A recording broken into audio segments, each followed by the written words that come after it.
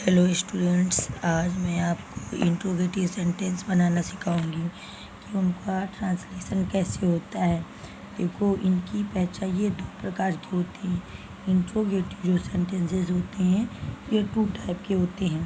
पहली कंडीशन यह होती है कि क्वेश्चन वर्ड जब शुरुआत में आते हैं तो वो वाले सेंटेंस का ट्रांसलेशन अलग होता है, और जब क्वेश्चन वर्ड वाक्य के बीच में आते हैं तो उनका ट्रांसलेशन अलग होता है।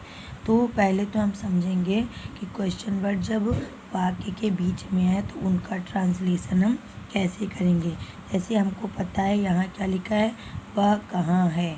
ठीक है, तो यहाँ पर हमको पता है कहाँ, कब, कौन, कैसे, क्या, कौन सा, ये सारे वर्ड क्वेश्चन वर्ड होते हैं। तो सबसे पहले जब ये वाक्य के बीच में आते हैं तो सबसे पहले हमको कुछ नहीं करना होता है, इनकी अंग्रेजी लिखनी होती है। उसके बाद हेल्पिंग वर्ब लिखनी होती है। हेल्पिंग वर्ब जैसे वह कहाँ है, तो यहाँ पर हेल्पिंग वर्ब इज MR का यूज होगा, क्योंकि ये सिंपल प्रेजेंट टेंस को शो कर रहा है। या तो यहाँ इज लगेगा या आर लगेगा या फिर एम लगेगा। हमको पता है जब वह आए, वह स्पेलिंग होती ही के साथ हम लगाते हैं इज। तो सबसे पहले कहाँ की स्पेलिंग होती है, वेयर। सॉरी, मैंने हु लिख दिया था, वेयर। सबसे पहले वेयर लिखना है, उसके बाद है कि स्पेलिंग मतलब हेल्पिंग वर्ब इज लिखना है, उसके बाद हमको सब्जेक्ट यानी ही लिखना है। दैट इज सिंपल, हो गया। ठीक है, अब नेक्स्ट हम ट्रांसलेशन पे आते हैं कि देखेंगे ये क्या है। लिखा है वह क्या है, तो हमको पता है क्वेश्चन वर्ड कहाँ आया है, वाक्य के बीच में, सेंटेंस के बीच में। तो सबसे पहले इसकी स्पेलिंग और क्या की स्पेलिंग होती है, वॉट।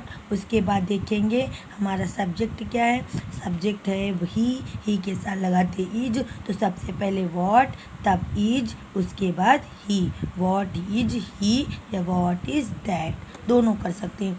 फिर तुम कौन हो, हमको पता है कौन क्वेश्चन वर्ड होता है, तो सबसे पहले कौन की स्पेलिंग हु। आप हमको ये तो यहाँ पर सब्जेक्ट क्या है, तुम, और तुम के साथ हो की स्पेलिंग लिखी जाती आर। Who are you.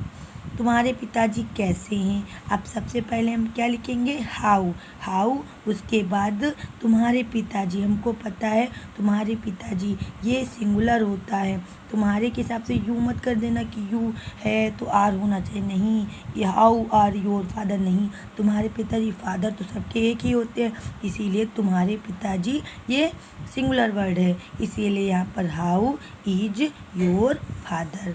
ठीक, आपका घर कौन सा है, तो कौन सा की स्पेलिंग विच। आपका घर एक ही घर है, एक घर के बारे में पूछा जा रहा है, इसीलिए सबसे पहले विच, और उसके बाद आपका एक है, इसीलिए is. Which is your house. उसके बाद आता है तुम्हारे दोस्त का क्या नाम है, सबसे पहले क्या, वॉट। उसके बाद इज इसलिए क्योंकि तुम्हारा दोस्त एक ही है, इसीलिए एक जब सिंगुलर के बारे में पूछा जाए तो वहाँ पर है कि spelling is. What is your friends name. ठीक, ये है हो गए। जब क्वेश्चन वर्ड सेंटेंस के बीच में आता है तो उनका ट्रांसलेशन कैसे होता है। ठीक, उसके बाद हम आपको नेक्स्ट वीडियो में समझाएंगे कि जब क्वेश्चन वर्ड वाक्य की शुरुआत में आए तो उसका ट्रांसलेशन हम कैसे करते हैं। Thank you.